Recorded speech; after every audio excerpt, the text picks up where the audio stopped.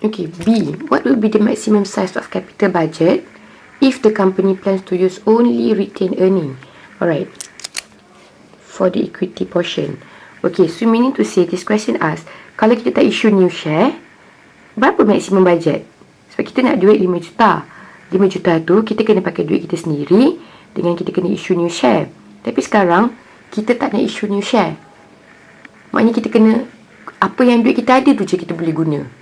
Okay, so sekarang ni kita nak tengok berapa maksimum yang kita boleh invest.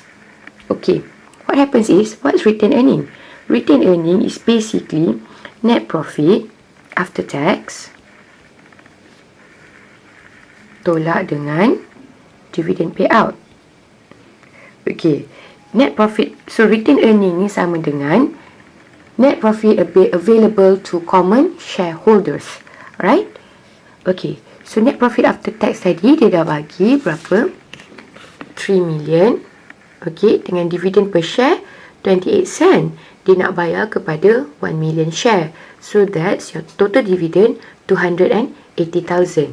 So that's 3 million minus 0.28 million.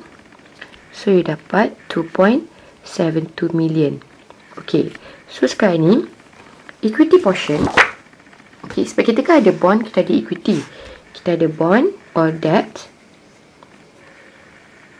And then we have equity. Okay, debt tadi kita dah kira 35%. Equity 65%.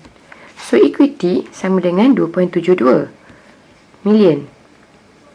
Okay, so 65%. So dia mestilah 65% of total. Total tu kita assume X kan, sama dengan 2.72 million. So that's 0.65x sama dengan 2.72 million kan. Lepas tu nak cari X, kita buat apa? 2.72 kita bahagi dengan 0.65. Awak dia turun. Ni turun bawah. So you dapat 4,184,600. So ni jawapan dia. So maksudnya, kalau kita tak issue new share, kita guna apa yang kita ada je, kita boleh invest 4 million je. I mean 4.184 million. Itu saja. We cannot invest 5 million. Okay? Alright.